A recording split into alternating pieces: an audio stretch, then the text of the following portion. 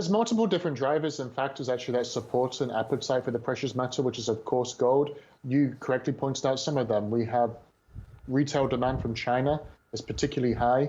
When you've got China's going through its own economic, I would say, journey right now, there's some concerns over the property sector and other bubbles that are potentially forming. So I think that's supported the everyday consumer in China to buy gold. We also have to consider that gold in that part of the world as well is very symbolic and on a sentimental level as well. That also attracts sentiment towards gold. We also have central banks continuing to hoard and invest in gold at unprecedented levels. We've had 2 consecutive quarters now where central banks have bought gold at record levels. So that pace is continuing to unwind. At the same point, we also need to point out that there is still a geopolitical situation in the Middle East, as well as Eastern Europe with Russia and Ukraine, that can also support that attraction towards the yellow metal.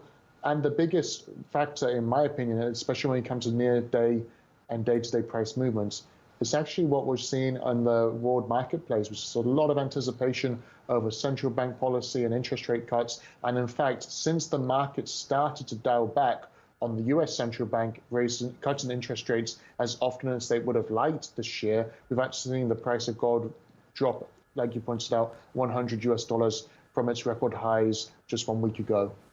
Right, and spot gold prices are expected to reach around $2,600 per ounce by year end. Is that likely, in your opinion? Some institutions actually think that gold prices could go all the way to 3,000. I think that we also have to hold our horses somewhat. I think 2,500 is much more of a magic number. We have to consider that we've already got clarification now that the US central bank will not be cutting interest rates aggressively in 2024. And that can continue into 2025 as well, and nobody's speaking about that. So as the market was expecting the US Federal Reserve, which is the US Central Bank, to cut interest rates as often as 3 or 4 times between now and the end of 2024, we'd be lucky if we get one.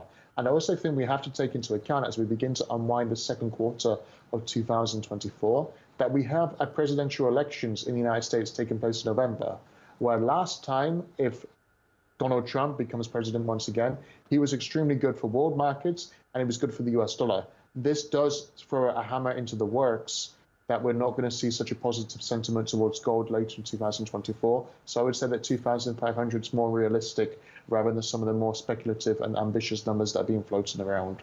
Right, I want to quickly ask you about silver now. So some economists expect it to outperform gold. What's your outlook?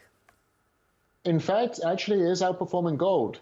Gold prices might have jumped as much as $600 over the past 6 months, but actually gold prices year to date are up about 32%, whereas the gold price is up about 15%. So silver's already outperforming, and as we're seeing right now on a technical price action level, we're seeing a breakout near the $32 handle. Should we continue to move above $32, we're going to get to highs in silver that we've not seen for over a decade.